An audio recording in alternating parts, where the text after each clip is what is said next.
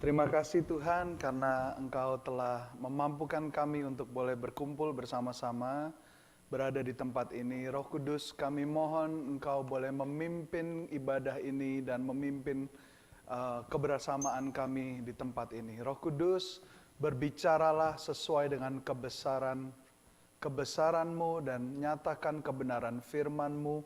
Pimpin kami kepada kebenaran yang seutuhnya ya Tuhan.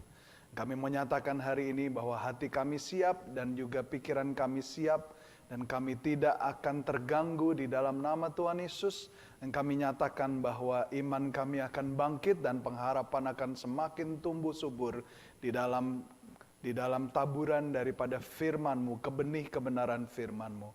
Terima kasih Tuhan, hanya di dalam nama-Mu kami berdoa dan mengucap syukur. Amin. Amin. Amin. Alright, mari kita persiapkan firman Tuhan bersama-sama. Saya mau ajak Anda untuk sama-sama mencatat, mendengarkan, dan belajar bersama-sama. Saya percaya bahwa sejak dari perayaan Pentakosta kita sudah banyak berbicara mengenai Roh Kudus. Dan saya tahu Pastor Ronald beberapa minggu setelah mengajarkan kepada kita mengenai living in the Spirit. Saya ingin hari ini untuk berkisar di topik mengenai kuasa atau pelayanan daripada Roh Kudus. Saya mau berbicara dari kitab Yohanes dan judul daripada firman Tuhan yang saya ingin sampaikan hari ini merupakan rangkuman dari dua seri firman Tuhan yang saya sudah bawakan di Boston, yaitu judulnya You Must Be Born Again. You Must Be Born Again, atau di dalam bahasa Inggrisnya, bahasa Alkitabnya ini seringkali dikatakan rebirth atau spiritual regeneration, regenerasi spiritual. Mari kita buka sama-sama dari Injil Yohanes pasal yang ketiga. Kalau Anda mau mencatat dari Injil Yohanes pasal yang ketiga, ayat yang pertama sampai dengan ke-16. Tapi kita tidak akan baca keseluruhannya. Saya ingin mengkutip daripada the exchange atau percakapan yang terjadi antara Tuhan Yesus dengan seorang Farisi, yaitu yang bernama Nikodemus. Yohanes pasal yang ketiga ayat 1 sampai dengan ayat yang ke-16. Kita tidak akan baca semuanya. Ayat yang pertama dibilang, adalah seorang Farisi yang bernama Nikodemus, seorang pemimpin agama Yahudi. Jadi dia ini bukan cuma Farisi, tapi kalau di dalam bahasa Inggris dibilang member of a high council of the Jews, gitu ya, special council. Jadi dia ini ada kurang lebih sekitar 6.000 orang Farisi di zaman Tuhan Yesus melayani waktu itu. Jadi orang Farisi ini, kalau Anda ingat, saya pernah share di sini, adalah orang yang mempunyai peraturan agamawi yang luar biasa strict dan sebenarnya tidak ada hubungannya sama firman Tuhan gitu ya, tapi lebih ke arah tradisi yang very very restrictive.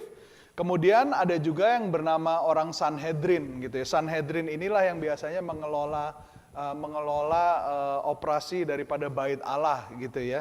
Jadi ada ahli Taurat dan juga the law and the scribes gitu ya.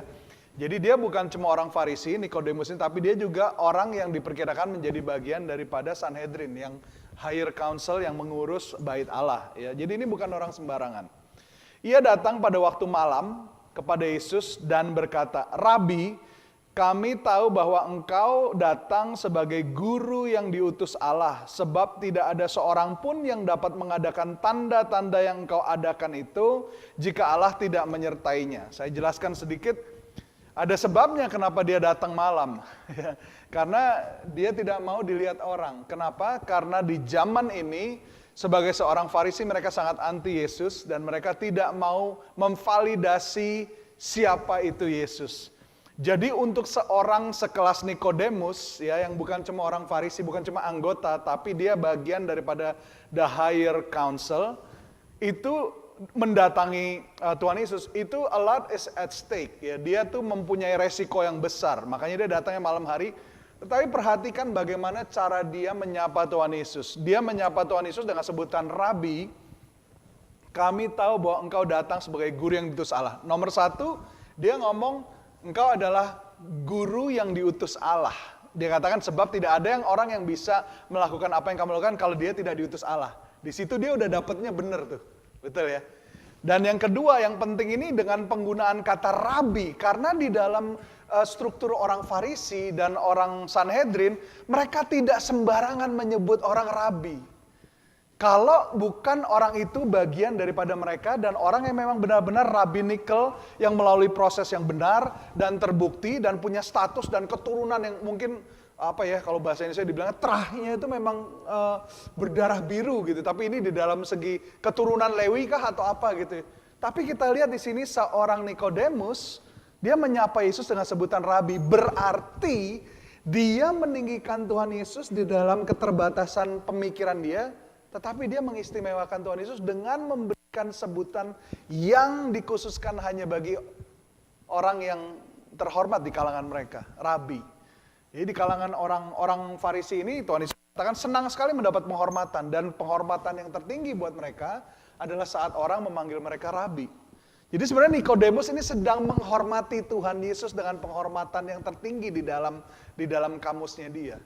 Ya. Dia katakan, Rabi, kami tahu bahwa engkau datang sebagai guru yang itu salah. Kemudian lihat jawaban Tuhan Yesus, ayat yang ketiga. Yesus menjawab katanya, aku berkata kepadamu sesungguhnya jika seorang tidak dilahirkan kembali, ia tidak dapat melihat kerajaan Allah. Kata Nikodemus kepadanya, bagaimana mungkin seorang dilahirkan kalau ia sudah tua? Dapatkah ia masuk kembali ke dalam rahim ibunya dan dilahirkan lagi? Jawab Yesus, aku berkata kepadamu sesungguhnya jika seorang tidak dilahirkan dari air dan roh, ia tidak dapat masuk ke dalam kerajaan Allah. Sebab apa yang dilahirkan dari daging adalah daging dan apa yang dilahirkan dari roh adalah roh. Ayat ke-7, janganlah engkau heran karena aku berkata kepadamu kamu harus dilahirkan kembali. Angin bertiup kemana ia mau dan engkau mendengar bunyinya. Tetapi engkau tidak tahu dari mana ia datang atau kemana ia pergi. Demikianlah halnya dengan tiap-tiap orang yang lahir dari roh. Ya. Jadi Anda perhatikan di sini berkali-kali di dalam short exchange antara Yesus dengan Nikodemus. Penekanan daripada dilahirkan kembali dan lahir oleh roh itu ada diucapkan berulang kali. Ayat 9, Nikodemus menjawab katanya bagaimana mungkin hal itu terjadi. Ayat 10, engkau adalah pengajar Israel dan engkau tidak mengerti hal-hal itu. Kita berhenti sampai di situ ya. Tuhan Yesus menegur Nikodemus karena sebenarnya Nikodemus harusnya tahu apa yang Tuhan Yesus katakan. Karena sebagai orang Farisi mereka sangat bertumpu kepada kebenaran dari kitab Taurat. Dari kitab Taurat. Dan di dalam kitab Taurat dan kitab para nabi, itu dari kitab Yeskiel 36 itu sebenarnya udah diucapkan. Udah lama sekali Yeskiel 36 dibilang, aku akan mencurahkan kepadamu air jernih. Yeskiel 36 ayat 25 sampai dengan ayat 32 kalau Anda catat. Dikatakan aku akan mencurahkan kepadamu air jernih. Aku akan mentahirkan kamu dari segala kenajisanmu dan dari semua berhalamu. Aku akan mentahirkan kamu. Kamu akan kuberikan hati yang baru dan roh yang baru di dalam batinmu. Dan aku akan menjauhkan darimu tubuhmu dari tubuhmu hati yang keras. Dan kuberikan kepadamu hati yang taat. Rohku akan kuberikan diam di dalam batinmu dan aku akan membuat kamu hidup menurut segala ketetapanku dan tetap berpegang pada peraturan-peraturanku dan melakukannya. Jadi Tuhan Yesus menegur Nikodemus, kamu belajar bertumpu dari kecil dididik dari ini tapi kamu tidak tahu pada saat aku datang memberitahukannya kepada kamu. Dan di situ Tuhan Yesus mengajarkan kepada Nikodemus berkali-kali. Puji Tuhan ya. Tuhan Yesus ini kalau orang Indonesia bilangnya bukan orang yang makan puji gitu ya. Dia nggak gampang terbuai dengan the flattery of people. Bahkan saat seorang Nikodemus memuji dia dan memberikan penghormatan tertinggi, Tuhan Yesus nggak basa-basi, dia langsung ngomong straight to the point apa yang dibutuhkan oleh jiwa Nikodemus. Dia katakan, barang siapa tidak lahir kembali, dia tidak akan pernah menjadi bagian dari kerajaan Allah, gitu ya. By the way, nama Nikodemus itu artinya victory for the common people. Jadi kemenangan untuk orang biasa. Which is sebenarnya ironis karena Nikodemus ini bukan orang biasa. Kalau di dalam strata sosial di zaman itu, dia orang luar biasa. Justru pada saat itu dia adalah orang luar biasa yang sedang mencari jawaban hidup dari orang yang biasa. Yaitu Tuhan Yesus. Karena Tuhan Yesus bukan dari golongan ningrat, bukan dari Farisi, bukan dari keturunan Lewi, gitu ya. Tapi dia inilah yang menjadi sumber di mana Nikodemus ini mencari jawaban. Ya, dari sini kita bisa lihat bahwa tidak ada hal yang bisa memuaskan jiwa seseorang selain daripada apa yang Yesus bisa berikan. Seorang Nikodemus sudah mengalami itu, dia dengan segala ilmu, dengan segala kerohaniannya, spiritualitasnya, dia sampai. Untuk seorang Nikodemus berani datang kepada Yesus sekalipun dia harus menyelinap malam-malam, Anda harus tahu bahwa Yesus berbahaya sekali untuk dipandang orang bahwa kamu adalah pengikut Yesus, apalagi kalau kamu adalah bagian dari orang Farisi. It is very dangerous for the people to see you as part of Jesus' ministry. But nevertheless, Nicodemus put everything on the table, lay everything on the table, risk everything. Dan kita bisa lihat ini sebenarnya adalah luapan daripada kebutuhan hatinya yang sebenarnya. Dan kita tahu bahwa kalau kita baca di dalam pasal-pasal berikutnya di dalam kitab Yohanes, dari percakapan itu sekalipun tidak diceritakan bahwa Yesus memimpin Nikodemus untuk lahir baru, tetapi kitab Yohanes mencatat bahwa Nikodemus itu menunjukkan bukti bahwa hidup dia itu berubah. Bagaimana saya bisa bicara gitu?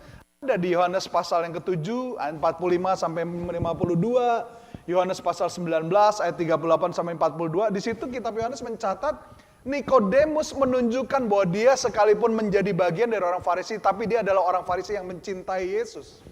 Di Yohanes 7, di situ dia menegur kelompok orang Farisi pada saat mereka berencana mau menghakimi Tuhan Yesus.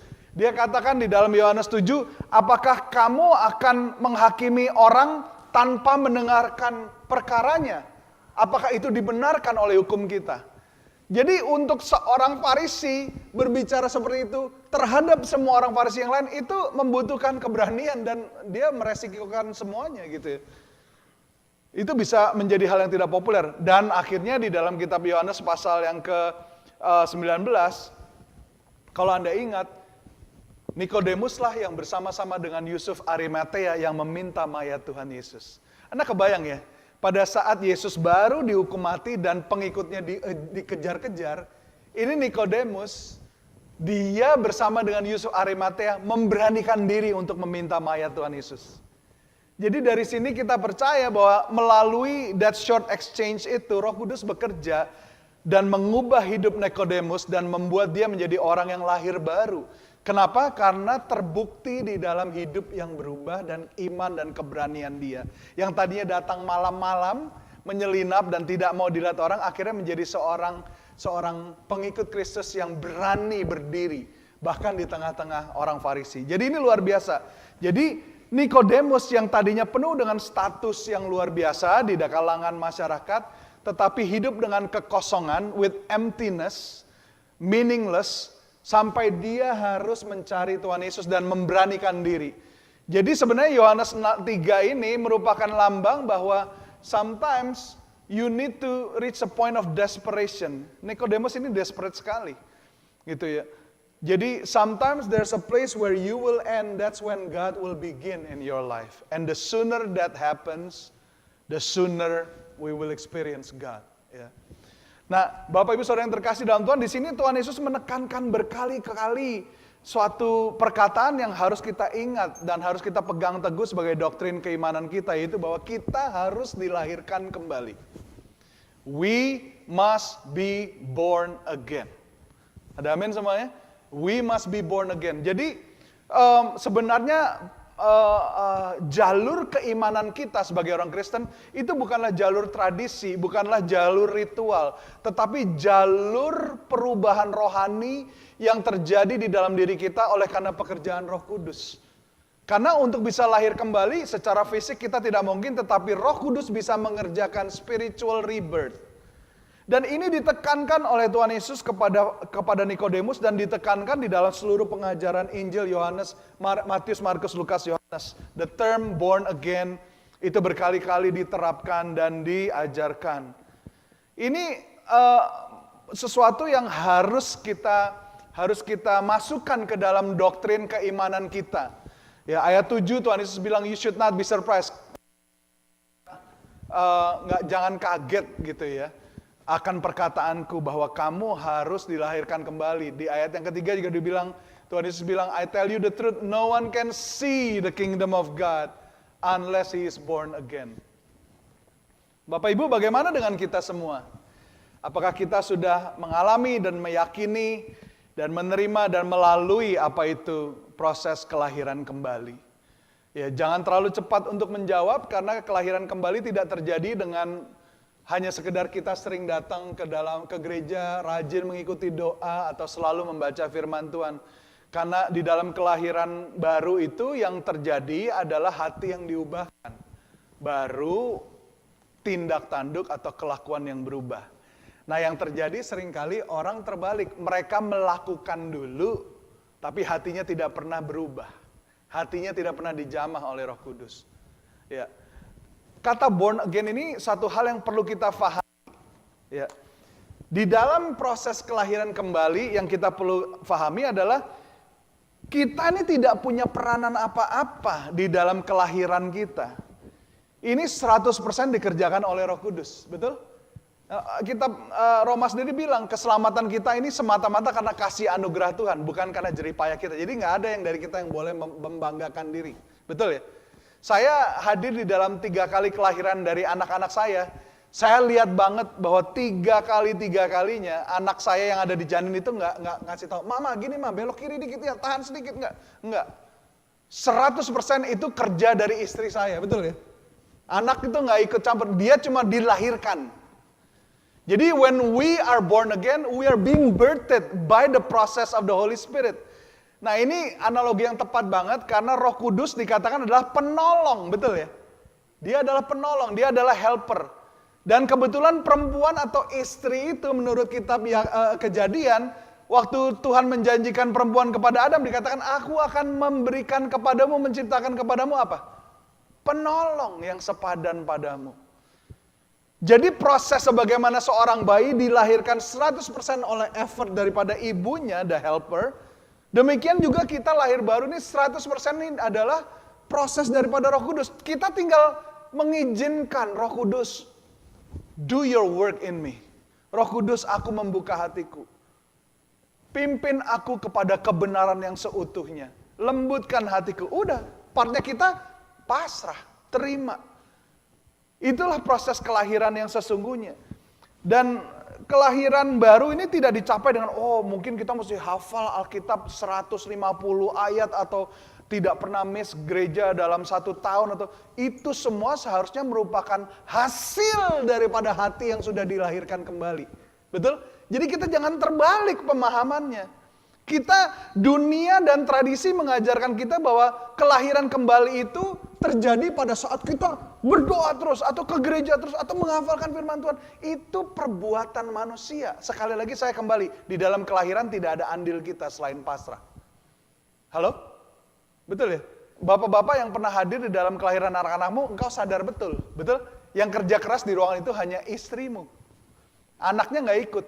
Jadi 100% kelahiran kembali itu adalah kerja daripada Roh Kudus. Yang mengerjakan sesuatu dalam hati kita. Gitu loh. Makanya Tuhan Yesus bilang, lihat aku berdiri di depan pintu dan mengetuk. Barang siapa membuka, aku akan masuk. Tugas kita yang membuka pintu, membuka hati. Nah, kita ini diselamatkan, ini doktrin yang benar, kita ini diselamatkan hanya oleh kasih anugerah semata-mata, melalui iman semata-mata, dan melalui iman kepada Kristus semata-mata. By grace alone, through faith alone, through Christ alone. Tidak melalui lain-lain hal. Kalau ada yang mengabarkan kepada Anda atau menawarkan konsep, kamu kalau mau selamat, harus bayar janji iman, atau kamu harus dibaptis, kamu harus dibaptis Islam. Itu semua tidak salah.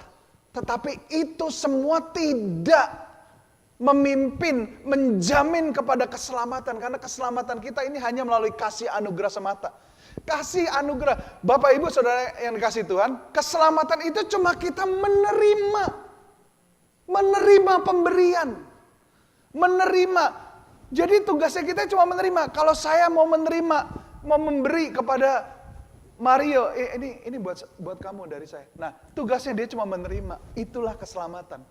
Sudah digenapi oleh Yesus di kayu salib, sudah disempurnakan, sudah dibayar lunas, ditawarkan kepada kita semua. Tugas kita cuma apa?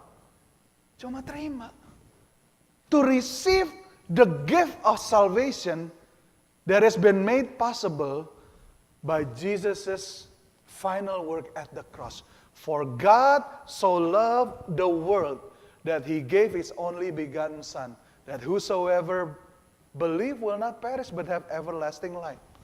Karena begitu besar kasih Allah kepada manusia sehingga dikaruniakannya anaknya yang tunggal, supaya barang siapa percaya tidak binasa melainkan beroleh hidup yang kekal. Tugas kita tinggal terima. Mau terima atau enggak? Nah, inilah di mana Roh Kudus bekerja, karena masih ada banyak hati yang keras. Sudah tahu adanya di mana, sudah tahu gratis tapi masih tidak mau. Inilah yang dikatakan Tuhan Yesus, hari ini aku berkeluh kepadamu, apabila kamu mendengarkan firman Tuhan, janganlah hatimu keras, tetapi dengarkanlah suara Roh. Dan hari ini saya berdoa supaya Roh Kudus bekerja di dalam hati kita semua dan di dalam hati semua yang mendengarkan sermon ini. Kita diselamatkan ini hanya oleh kasih anugerah semata-mata, melalui iman semata-mata dan iman kepada Kristus saja. Ada amin semuanya? Dan apa bukti daripada lahir baru? Tadi saya sudah sebutkan Nikodemus, meskipun tidak ditulis secara harafiah, tapi sejarah di buku Yohanes mencatat bahwa hidupnya berubah. Dia tidak lagi menjadi orang yang menyelinap malam-malam, tetapi dia menjadi seorang saksi yang berani berdiri teguh. Hal seperti itu hanya dapat dimungkinkan karena dia mengalami perubahan internal yang kekal. Betul ya? Mengalami suatu kelahiran baru. Ada amin semuanya? Makanya saya tidak terlalu tertarik oleh display yang outside, yang manusia bisa lakukan di hari Minggu di gereja. Karena hari Minggu di gereja semua orang bisa mendadak jadi rohani. Tetapi yang dicari Tuhan adalah pada saat tidak ada yang lihat, di tengah-tengah tekanan di luar sana, apakah kita masih tetap berdiri sesuai dengan apa yang kita lakukan di tempat ini. Itulah the real measure, the real proof bahwa kita sudah mengalami rebirth, spiritual regeneration. Betul? Nah, Bapak Ibu, ada satu perkataan daripada Santo Agustin atau Bapak Gereja Mula-Mula yang sangat bagus. Agustinus mengatakan begini, jadi tanda bahwa seseorang ini sudah mengalami kelahiran baru atau regenerasi, itu adalah the love of your heart are being reordered. Jadi hal-hal yang menjadi kecintaanmu di dalam hati itu berubah urutan. Jadi prioritas atau nilai di dalam hidupmu itu berubah. Contohnya yang Nikodemus yang tadinya he loves his own safety, datangnya nyelinap-nyelinap malam-malam. Akhirnya karena dia cinta Tuhan, dia tidak lagi pedulikan keselamatan dia, tapi dia tetap memilih untuk berdiri di tengah kebenaran daripada selamat. Ya. Jadi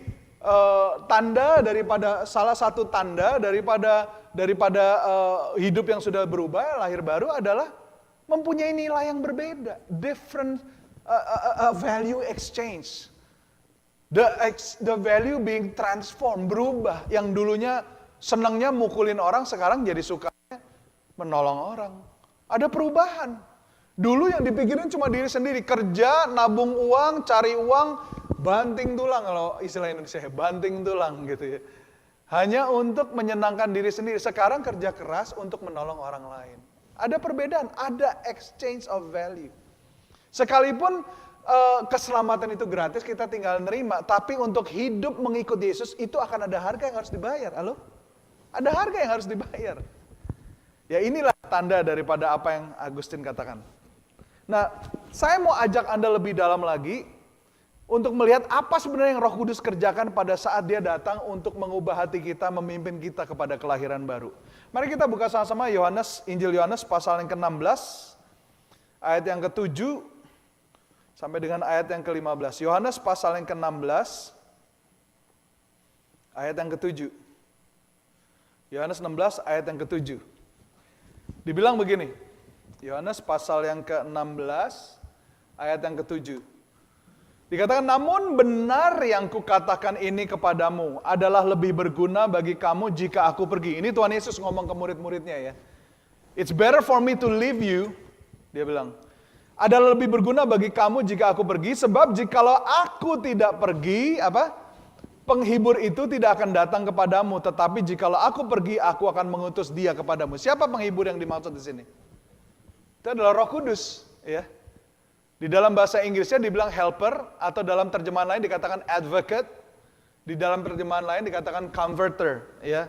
Jadi it's better for me to leave so that the helper will come. Gitu ya. Ayat yang ke-8, dan kalau dia datang, dia itu siapa? The helper, Roh Kudus ya. Kalau dia datang, ia akan menginsafkan dunia akan dosa, kebenaran, dan penghakiman. Akan dosa karena mereka tetap tidak percaya kepadaku, akan kebenaran karena aku pergi kepada Bapa dan kamu tidak melihat aku lagi, dan akan penghakiman karena penguasa dunia ini telah dihukum. Masih banyak hal yang harus kukatakan kepadamu, tetapi sekarang kamu belum dapat menanggungnya. Tetapi apabila ia datang, sekali lagi siapa ia itu? Roh Kudus ya, the helper. When the helper arrive, yaitu roh kebenaran, the spirit of truth, ia akan memimpin kamu ke dalam seluruh kebenaran. He will lead you to the whole truth and nothing but the truth. Sebab ia tidak akan berkata-kata dari dirinya sendiri, tetapi segala sesuatu yang didengarnya, itulah yang akan dikatakannya, dan ia akan memberitakan kepadamu hal-hal yang akan datang. Ia akan memuliakan aku, sebab ia akan memberitakan kepadamu apa yang diterimanya daripadaku. Segala sesuatu yang Bapa punya adalah aku punya, sebab itu aku berkata, ia akan memberitakan kepadamu apa yang diterimanya daripadaku. Jadi Roh Kudus ini benar-benar menggenapi, melakukan apa yang Bapa kehendaki, apa yang Tuhan Yesus kehendaki. Jadi dia menolong, tapi bukan menolong kita untuk merealisasikan apa yang kita mau. Bukan, tapi untuk mewujudkan kehendak Bapa di dalam kehidupan kita. Ya. Saya mau ajak Anda untuk membedah ini dan mengerti sungguh-sungguh apa yang akan dilakukan oleh penolong ini pada saat dia datang. Di dalam menciptakan kelahiran baru di dalam kehidupan kita. Ya. Kembali ke kata penolong, di dalam bahasa Yunaninya, kata penolong ini adalah parakletos. Ya. Parakletos itu artinya seseorang yang dipanggil datang untuk memberikan bantuan dan memberikan rasa nyaman. Ya. Jadi one who is called alongside to render aid and comfort. Jadi hari gini orang Kristen, anak-anak Tuhan, orang yang menyebut diri pengikut Kristus, seringkali unfortunately karena kita hidup di zaman yang begitu sekular, begitu anti dengan hal-hal yang bersifat supernatural, kita measure everything hanya dari logika. Ya, sejak abad ke-14 kan muncul yang dinamakan the Age of Enlightenment, ya, follow reason. It has to be explainable by reason dan by logic and science, kalau enggak di-dismiss. Ini adalah deception atau penyesatan yang sedang dilakukan oleh iblis untuk membuat kita ini mengesampingkan pekerjaan Roh Kudus di tengah-tengah dunia atau di tengah-tengah kita. Namanya saja Roh Kudus. Jadi realem dia yang sesungguhnya adalah di dalam alam roh. Dan inilah sebenarnya medan peperangan yang sesungguhnya. Karena kalau kita bisa melihat di dalam mata roh, sebenarnya ini kita ada di tengah-tengah hostile warfare antara roh terang dengan roh kegelapan. Di antara roh najis dan Roh Kudus. Tapi karena kita tidak bisa melihat itu, ya seringkali kita merasa, oh karena kita nggak bisa kelihatan berarti nggak real, gitu ya. Kan motonya kita gitu, oh kalau nggak ada foto berarti hoax. Ya. Saya mau yakinkan kepada Anda sesungguhnya bahwa sebenarnya alam roh itu nyata. Dan Roh Kudus itu nyata dan bekerja. Sekalipun, kita suka nyanyi lagu itu kan, even though, waymaker, miracle worker, promise keeper, light in the darkness, my God, there is who you are. Ya kan, referennya dibilang, even though I can feel it. Even though I can't see it. But he never stopped working. That's who he is. Itu ya. Itulah dia. Jadi dia inilah yang sebenarnya membantu kita. Nah, sedih sekali kalau kita sebagai orang Kristen, kita maunya cuma baca firman Tuhan, maunya cuma Yesus, tapi kita kesampingkan Roh Kudus. Jangan lupa loh, Yesus secara khusus dia katakan, murid-murid, jangan tinggalkan Yerusalem sebelum kamu menerima janji Bapa, yaitu Roh Kudus. Pentakosta. Dan dia katakan lebih baik aku pergi supaya dia datang. Ini nangkep nggak? Banyak daripada kita ini mengesampingkan Roh Kudus hanya karena kita takut menjadi Pantekosta. Oh, pastor saya Presbyterian. Oh, saya GKI. Saya bukan Pantekosta. Hey, listen, the Holy Spirit is bigger than denomination. Being filled by the Holy Spirit is more than just, it's not about being Pentecostal. No.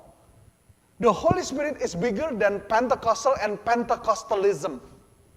Those are things created by human being, but the Spirit of God is so big, it cannot be boxed into just a denomination expression. Jadi jangan alergi untuk welcoming Roh Kudus karena takut, aduh nanti gue jadi berbahasa roh, aduh gue jadi kayak orang Pantekosta. Kalau Anda tidak sadar, inilah strategi daripada iblis untuk Anda menolak penolong yang sebenarnya dikirim. Penolong. Kalau penolong berarti dia tugasnya apa? Menolong. Lah kalau Anda butuh pertolongan, dan penolong sudah dikirim kepada Anda, tapi Anda tolak, apa jadinya Anda? If you are in desperate need of help, and a helper has already been dispatched, but you refuse the help, you refuse the helper, how are you going to turn out? If you refuse the very help that God sent for you. Yesus sendiri bilang, lebih baik aku pergi supaya penolong datang. Halo? Dan tidak ada orang yang bisa lahir baru kalau tidak menyerahkan diri kepada pekerjaan Roh Kudus. Ingat, tadi saya bilang, born again itu 100% effortnya siapa? Roh Kudus. The conversion happens later after you were born again. Nah, di sini kita terbalik. Gereja dari dulu berusaha converting people, not realizing that they first need to be touched by the Holy Spirit. Then when they are born again, when they are transformed by the Holy Spirit from the inner, the conversion will follow after. But what we get is backward. Yang kita dapat ini terbalik. Oh, kita convert aja dia dulu, kita baptis aja dulu. Kita suruh ke gereja aja dulu. Oh, biar kata dia di gereja sampai jenggotan, sampai lumutan. Kalau dia tidak mengalami kelahiran baru, ya sama aja. Tadi saya ngajar kelas baptisan di Boston.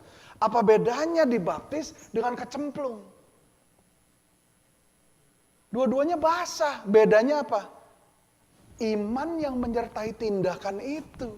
Orang yang sudah lahir baru menerima Yesus, pada saat dia dimasukkan ke dalam air, dia tuh nggak lagi berenang. Tapi dia melakukan itu dengan suatu iman bahwa I am aligning myself, identifying myself with the death, burial, and resurrection of Christ. Halo? Kalau orang yang nggak ngerti Yesus, oh gue untuk jadi anggota gereja ini harus dibaptis. Ya udah deh, basah nggak apa-apa, bawa baju ganti. Jadi nggak ngerti. Jadi being converted first with the hope that you will be born again. Itu yang terbaliknya kita. We need to lead people to the Holy Spirit first, so that the Holy Spirit can regenerate them, touch them, transform them from within. Then the conversion will follow through. Hello? Conversionnya itu baru terjadi kemudian, sesudah orang lahir baru. Ada amin semuanya? Nah ini, coba kita fokus ya, apa yang akan menjadi PR-nya Roh Kudus. Dikatakan, Tuhan bilang, pada saat kalau ia datang, ia akan menginsafkan dunia akan dosa, kebenaran, dan penghakiman. Dalam bahasa Inggrisnya bagus sekali dibilang, when the Holy Spirit come, let me go back to my note here. When He comes, He will convict the world concerning sin, righteousness, and judgment. Jadi kata yang dipakai dalam bahasa Inggris adalah He will convict. Kalau bahasa Indonesia menginsafkan, gitu ya. Nah, when He come, He will convict the world. Ini bedanya yang kita harus mengerti. Jadi Roh Kudus datang tidak untuk condemn, tetapi untuk convict. Nah, saya mau bahas ini karena ini penting untuk kita bisa mengerti perbedaan daripada being condemned sama being convicted. Once you get this right, your faith will soar. I guarantee to you because now you know.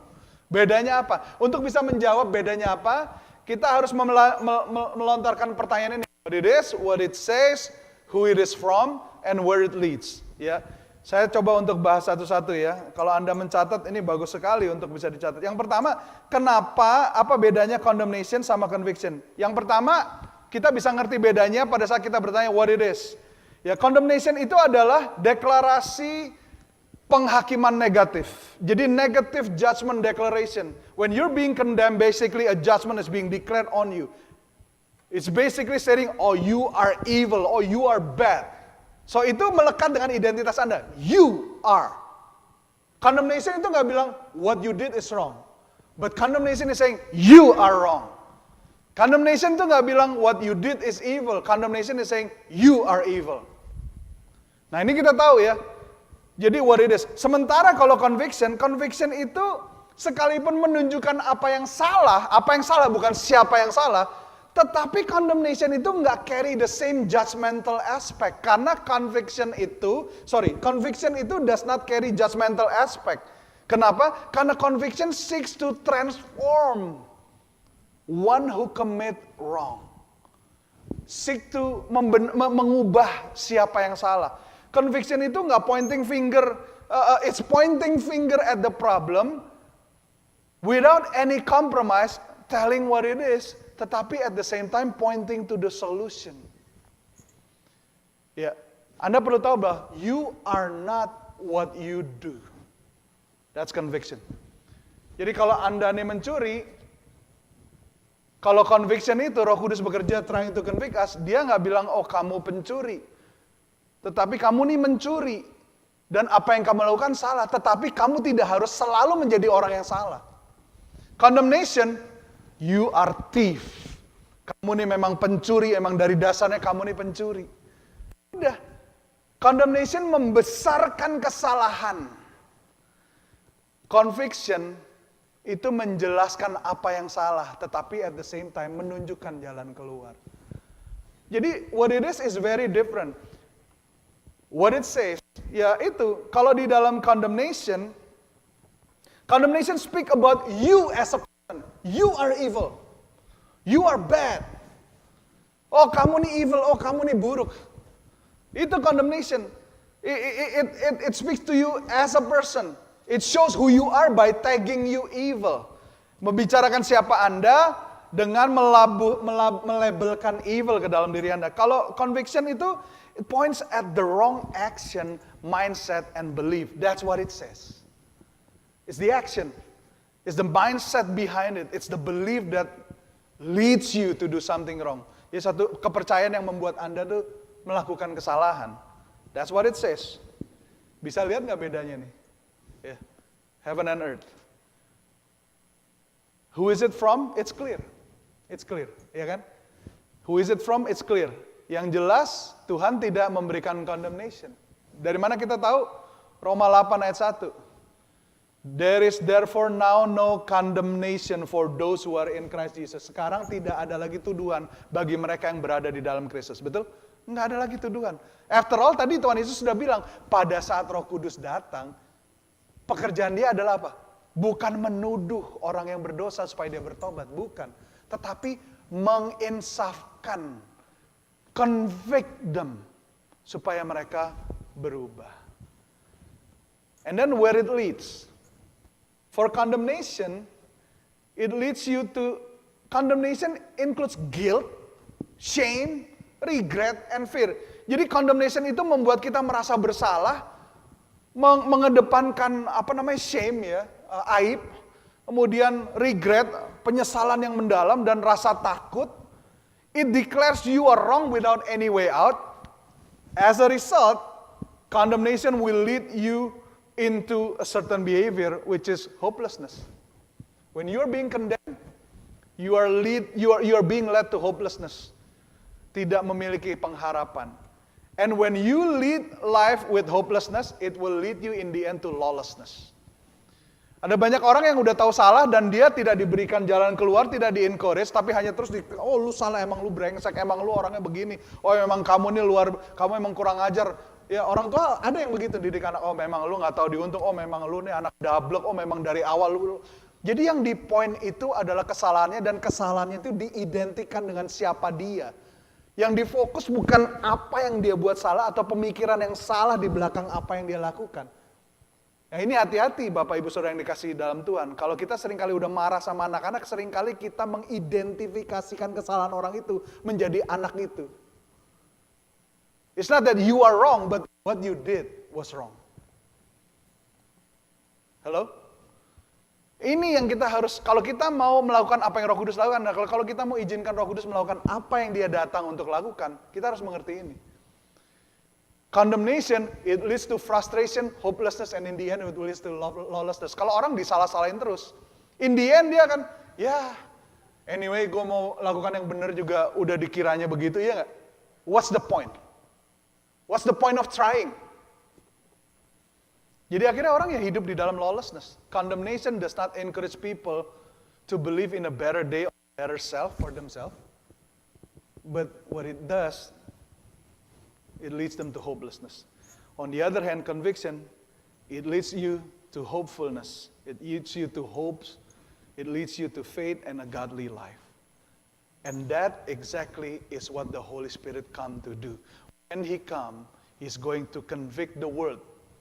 Nah, kita lihat ada 3 hal yang dikatakan di sini, apa yang Roh Kudus akan insafkan atau apa yang dia akan convict. Yang pertama dibilang, He will convict us of concerning sin. Okay, it works so far.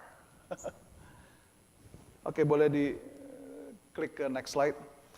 Yang pertama di sini dibilang, He will convict us of sin, and then righteousness and judgment. Ayat 9 dibilang, He will convict us concerning sin. Nah, Anda perhatikan di sini yang menarik, kata sin yang dipakai di situ adalah singular, artinya cuma satu, betul ya?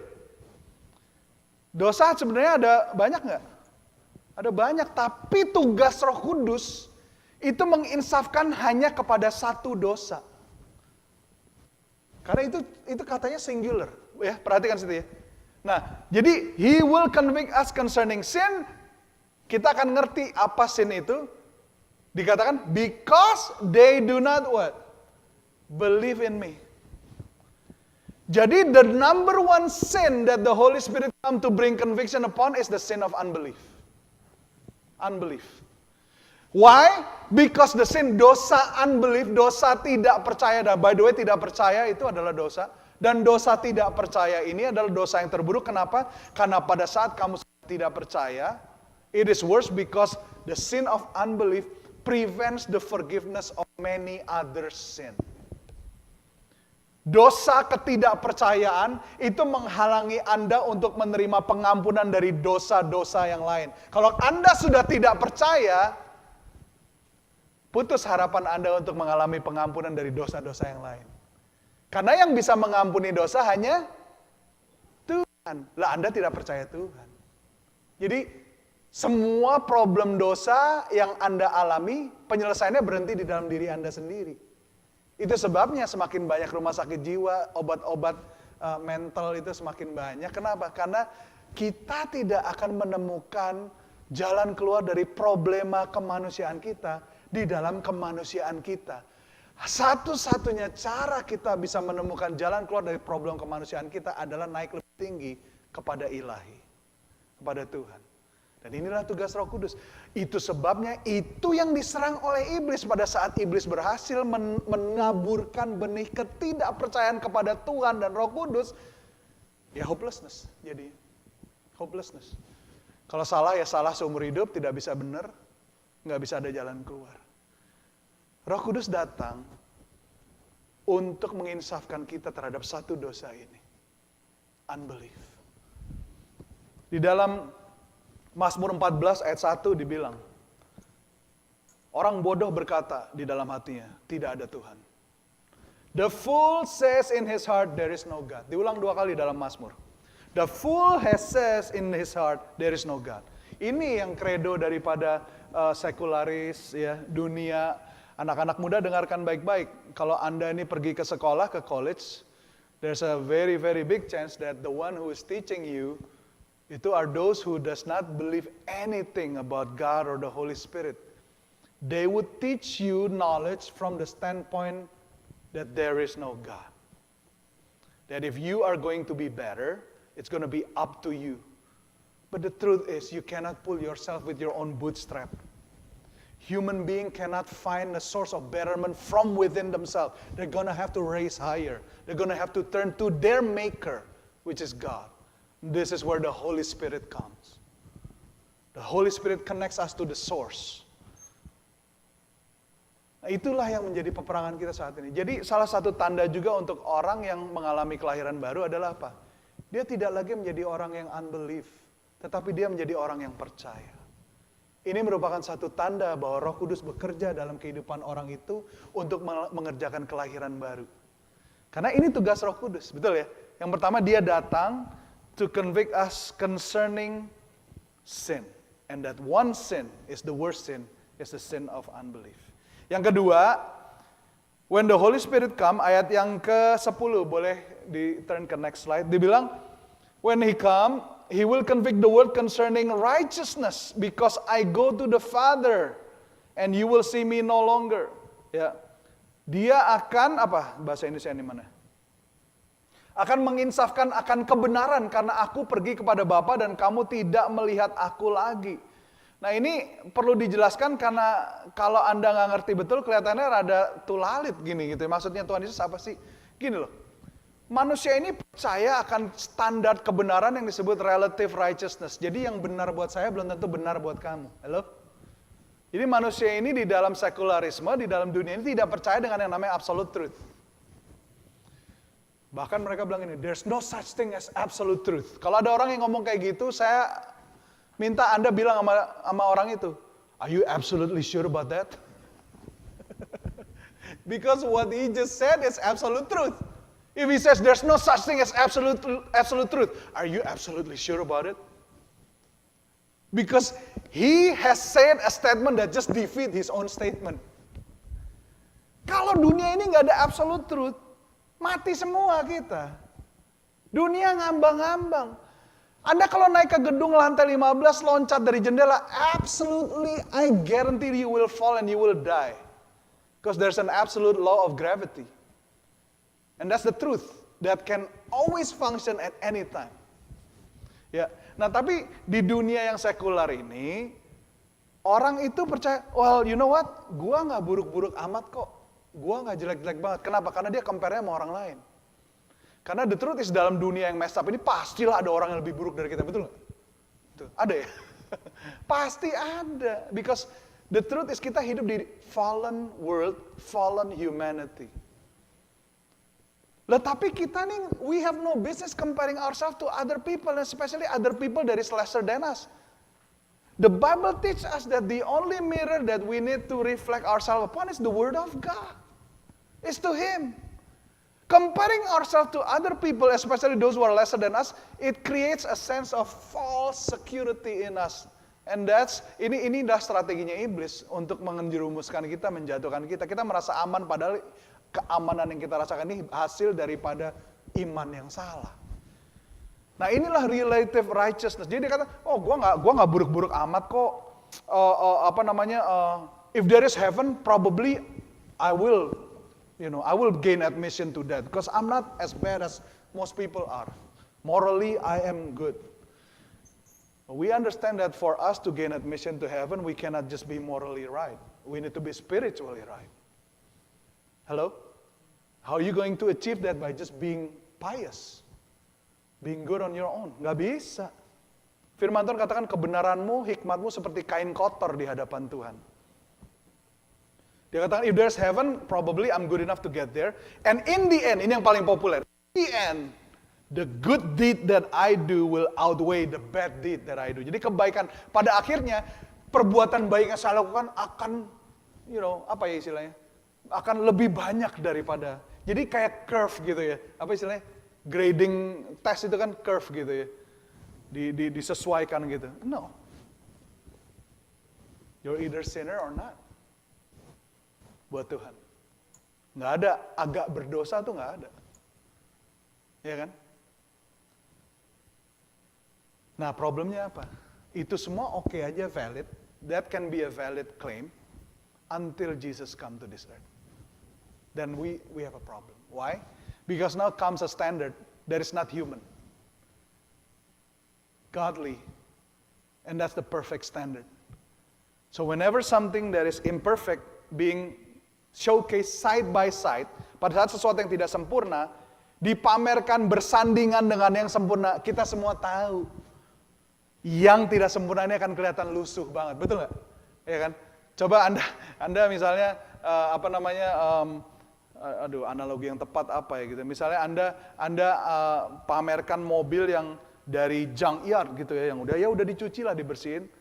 Anda parkir bersampingan dengan mobil yang brand new, let's say dari Mercedes dealership. Tanpa kehadiran mobil yang brand new aja, ini yang dari junkyard udah kelihatan busuk. Apalagi tampil yang baru dan diparkir sampingnya. Because selalu kekudusan itu akan membuat dosa itu makin terpuruk. Itu udah pasti. This is the problem. Yang datang bukan manusia, yang datang itu Tuhan. Dan kenapa perlu yang datang Tuhan?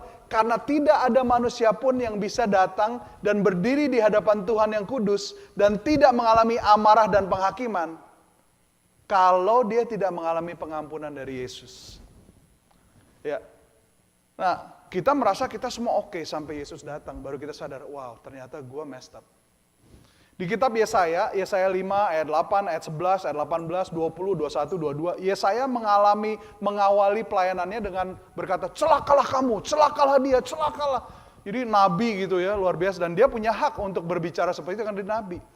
Tetapi pada saat Tuhan hadir di bait Allah dan Yesaya bertemu dengan Tuhan di dalam Yesaya 6 ayat 5, perkataan Yesaya berubah. Dia nggak lagi ngomong celakalah kamu, celakalah dia. You know what he says? Celakalah aku.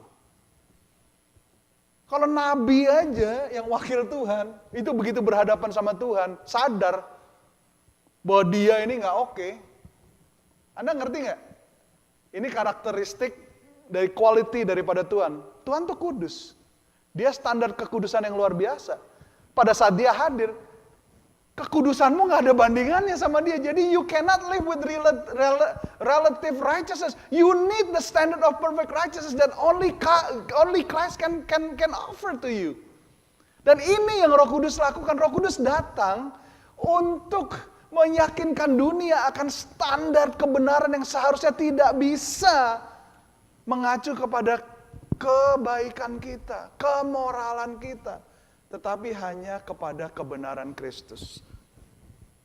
Hanya ada satu orang yang pernah berjalan di dunia ini yang pada akhirnya itu bisa datang kepada Tuhan dengan kebenaran atau kesalehan dirinya sendiri, yaitu Yesus Kristus.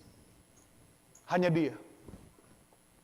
Jadi, jika Anda tidak memiliki kebenaran daripada Kristus, Anda tidak akan pernah melihat Tuhan. Ingat Yohanes 14 ayat 6?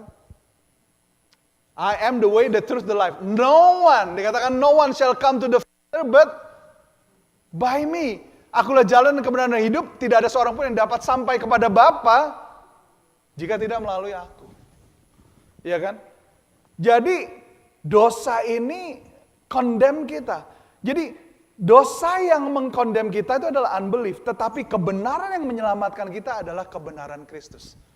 The sin that condemns us is unbelief, but the righteousness that save us is Jesus' righteousness. Nah inilah Injil. Injil itu yaitu, inilah gospel. Gospel is you come convicted as a sinner, insaf bahwa saya ini adalah pendosa yang perlu diselamatkan. Admit that you are a sinner. Ask Jesus to come to save you by simple faith, just receive. And then ask God to give you the kingdom, the righteousness of His Son.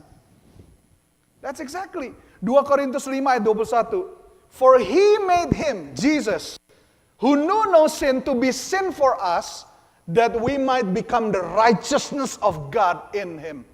Ia telah membuat Dia yang tidak berdosa menjadi dosa, supaya olehnya kebenaran Allah itu diberikan kepada kita melalui anaknya Yesus. Kita tidak akan bisa sampai berhadapan kepada Bapa kalau kebenaran Kristus itu seperti jubah dipakaikan kepada kita. Ini loh. Roh Kudus itu tugasnya datang untuk menyadarkan kepada kita bahwa jangan pakai standar dunia, jangan pakai the righteousness of the world, but you have to use the righteousness of Christ. Ada amin semuanya? Yang terakhir, when He come, He will convict the world concerning judgment. Judgment. Aduh, ini topik yang gak enak banget ya. Ini topik yang semua orang gak mau dengar. Saya mau katakan kepada Anda, mending dengar sekarang daripada nanti. Because kalau Anda dengarnya nanti, kalau udah akhir zaman udah terlambat. Udah terlambat. Ini waktunya kita membenarkan konsep kita. Karena terlalu lama kita bergantung kepada konsep appeasement dunia. Dunia mengatakan, oh you know what? You're okay. I'm okay. We're all okay. Yeah, we're broken, but it's okay. You're okay, I'm okay. Ini adalah deception. Ini adalah false and cheap grace. Real grace itu tidak mengizinkan Anda tetap rusak supaya Anda merasa lebih baik terhadap diri Anda sendiri. Tetapi real grace itu menunjukkan kerusakan Anda dan mengarahkan Anda, memimpin Anda kepada kebenaran yang bisa membuat Anda baik. Itu grace. That's grace. Jadi jangan pernah mau terima substitute grace yang dunia tawarkan, yang membuat Anda merasa, oh gak apa-apa kok, gue messed up, dia juga messed up kok, oh semua juga messed up, dia apalagi, oh dia lebih gawat lagi daripada gue. See, I'm not too bad. No. Kita harus melihat kepada standar yang tertinggi, the righteousness of God, dan harus mengaku akan kebobrokan yang ada dalam diri kita, supaya kita bisa dipulihkan. You do not get better by denying your sin. But the first step, langkah pertama untuk mengalami pemulihan adalah dengan mengakui, adalah dengan menerima kesalahan. Dan kita nggak akan bisa dipulihkan kalau kita nggak sadar bahwa ada yang namanya accountability. Jadi ini salah satu tugas daripada Roh Kudus. Yang pertama, dia akan membawa kita kepada, menginsafkan kita kepada dosa ketidakpercayaan. Yang kedua, dia akan menginsafkan kita akan standar ganda dunia yang tidak akan pernah layak untuk dipakai. Yang kita pakai adalah standar kebenaran Kristus. Yang ketiga, Roh Kudus itu datang untuk mengingat kita. In the end, setiap daripada kita akan berdiri di hadapan Tuhan dan mempertanggungjawabkan hidup kita. Dan saya katakan jangan tunggu sampai in the end. Betul ya? The approach of Christian faith is that we don't wait until the end to stand before the righteous judge. But right here, right now, as we live a life as a sober person, being accountable to one another, encourage one another, remind each other so that we don't fall into sin and continue living in sin. Iman Kristen kita adalah kita nggak menunggu sampai akhir, nanti baru dihakimi di depan Tuhan. No, justru dari sekarang ini kita hidup dengan accountability. Kita membuka diri untuk diingatkan orang lain. Kita membuka diri, karena firman Tuhan katakan, berdua lebih baik daripada sendiri. Kalau yang satu jatuh, yang satu bisa ngangkat. Tapi malangnya orang yang hidup sendiri, nggak ada orang yang bisa bantu dia. Iman Kristen bukan iman isolasi, tetapi iman komunitas. Ya, Roh Kudus salah satu tugasnya datang to convict us concerning judgment. Dan pada saat Alkitab memakai perkataan ini, pada saat Yesus memakai perkataan ini, sebenarnya Tuhan Yesus nih sedang dia sedang memberikan argumen dari yang paling besar menuju ke yang paling kecil. Maksudnya apa? Kalau yang paling besar, yang lebih besar yaitu iblis, malaikat yang jatuh, itu dihakimi, is going to be judged by God. Apa jadinya dengan kita yang lesser than the fallen angel? Make no mistake about it, church. If you reject Christ, you will have to answer the judgment of God one day. Maybe not now, but make no mistake about it. You cannot live life rejecting God and not face judgment someday. Again, saya tidak mau setiap daripada kita lahir baru karena ketakutan. Saya yakin ketakutan tidak akan pernah menghasilkan pertobatan yang sesungguhnya. Hanya Roh Kudus dengan kebaikan Tuhan yang bisa mengerjakan. Tetapi kita perlu sadar bahwa kalau kita terus berjalan seperti ini dan tidak berubah dalam kehidupan kita, satu saat ketakutan itu akan jadi nyata dalam kehidupan kita. Ini bukan topik yang orang senang dengar, tetapi ini topik yang perlu dibicarakan. Banyak orang bilang, oh, what a friend we have in Jesus. Ya kan? Yesus tuh sohib bro, temen. Ya karena Yesus itu sahib, teman. Ya kita perlakukan dia seenak kita aja. Teman kita break our promise to our friend, betul nggak? Kita tipu teman kita. Kita janji terus kita nggak tepatin. Kita nggak hormatin teman kita. Ya, karena levelnya cuma teman. Jesus is my best friend. You do all kinds of crazy things to your best friend. Jangan pernah lupa loh, Tuhan Yesus baik, Tuhan Yesus setia, dia murah hati, dia panjang sabar. Tapi jangan lupa, dia tetap Tuhan. Dia Tuhan, lu jangan main-main lu sama dia. Ya betul, kita nggak bisa ekspresi keimanan kita hanya dari takut. Tetapi orang yang sungguh-sungguh menghormati dan mencintai, itu ada healthy sense of fear. Makanya di Alkitab dipakai kata fear God, which is bukan teror dalam bahasa aslinya, tapi awe reverence of God. Rasa kekaguman dan penghormatan kepada Tuhan. When you honor somebody, you display certain similarity of characteristic with one who fears somebody. Jangan lupa, satu saat nanti kita akan berhadapan dengan Tuhan. Roh Kudus tugasnya memimpin kita pada proses kelahiran baru. Dan pada saat dia datang, Tuhan Yesus katakan lebih baik aku pergi, supaya penolong ini akan datang. Tugasnya penolong apa? Menginsafkan dunia dari dosa, sin of unbelief. Menginsafkan dunia daripada righteousness, yang salah. Ya. Yang ketiga, menginsafkan dunia akan judgment. If you reject Christ, you will face judgment. Dan dengan sendirinya kita percaya menurut ayat ini bahwa orang yang sudah lahir baru itu punya 3 conviction ini. Punya 3 conviction bahwa dia bukan orang yang tidak percaya, tapi dia percaya akan Tuhan. Yang kedua, dia orang yang percaya. Dia punya conviction bahwa righteousness-nya itu bukan bersumber dari diri dia sendiri, but the righteousness of God for him. Kebenaran Tuhan di dalam diri dia. Yang ketiga, dia punya conviction bahwa dia ada di bawah payung otoritas Tuhan. Oleh sebab itu dia harus hidup dengan accountability. Karena someday dalam kehidupan dia, satu saat dia harus mempertanggungjawabkan segala sesuatu di hadapan Tuhan. Might as well start now. Mempertanggungjawabkan hidup kita kepada sesama kita. Satu saat kita akan mempertanggungjawabkan hidup kita kepada Tuhan. Ada amin semuanya? Kita bukan loose cannon, kita bukan lone island, kita bukan lone ranger, tapi kita bagian. We are body parts. Kita hanya berguna kalau kita tersambung dengan tubuh. Bapak Ibu Saudara yang terkasih dalam Tuhan, saya berdoa supaya Roh Kudus mengerjakan secara keseluruhan apa yang Tuhan Yesus katakan dalam kehidupan kita. Supaya dia datang untuk menginsafkan kita. Saya berdoa supaya Anda boleh menerima firman ini dan boleh mengizinkan Roh Kudus memimpin Anda kepada kelahiran yang baru. Tugas kita hanya menerima dan mengizinkan dia mengerjakan di dalam hati kita apa yang hanya dia dapat kerjakan. Tuhan, aku berdoa supaya karya Roh Kudus-Mu boleh semakin besar di dalam kehidupan setiap daripada jemaat-Mu hari ini. Hamba berdoa supaya hari ini seperti layaknya Nikodemus, setiap daripada kami boleh mengalami yang namanya desperation.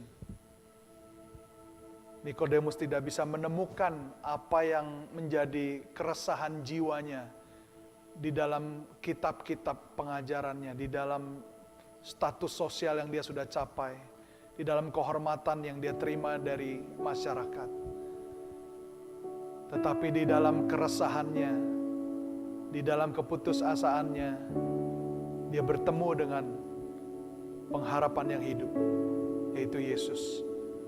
Tuhan, hamba berdoa biar setiap daripada jemaat-Mu di tempat ini boleh berjumpa dengan Kristus. Roh Kudus, pimpin setiap daripada kami kepada perjumpaan pribadi dengan Kristus.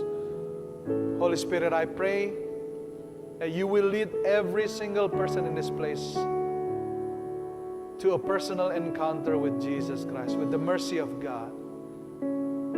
So that instead of condemnation, they will experience such a deep conviction, a lasting conviction that sets them free, conviction that restores them and heals them. bukan condemnation yang membuat mereka semakin terpuruk. Roh Kudus, hari ini kami membuka hati kami. Hari ini kami mau terima the gift of salvation through Christ Jesus our Lord. Hari ini Roh Kudus bekerjalah dalam hati kami. Bro, baik daripada Anda hari ini mau menerima the gift of salvation. Mungkin ada banyak dari Anda yang sudah bertahun-tahun ke gereja tapi belum pernah membuka hatimu kepada Kristus. Hari ini buka hatimu, engkau bisa taruh tanganmu di dadamu dan bisa katakan, Tuhan Yesus, Roh Kudus, aku mau menerima keselamatan yang daripada Kristus hari ini. Tuhan Yesus, masuk dalam hatiku. Roh Kudus, muliakan Kristus dalam diriku. Jadilah Tuhan dan Juru Selamatku ya Tuhan. Pimpin aku kepada kelahiran baru yang sejati, yang sempurna. Karena Engkaulah yang aku butuhkan ya Tuhan. Nah, hari ini Tuhan di dalam nama Tuhan Yesus, biar kebenaran Kristus itu menjadi kebenaranku hari ini. That the righteousness of Christ become my righteousness. Holy Spirit, I pray that you will continue to convict your church, this church, concerning sin, of unbeliefs, concerning righteousness, and concerning judgment. Terima kasih ya Tuhan. Kami berserah sepenuhnya ke dalam tangan-Mu ya Tuhan. All my life you have been faithful. All my life you have been so, so good. In every breath that I am breathing, of the goodness of God. Come on, let's sing it. All my life you have been faithful. All my life you have been faithful. All my life you have been so, so good. In every breath that I am able, I will sing of the goodness of God. Thank you Jesus. Kami terima firman-Mu, Roh Kudus bekerjalah dengan leluasa dalam setiap hati dan pikiran kami. Dalam nama Tuhan Yesus, semua umat Tuhan yang percaya katakan amin. Haleluya.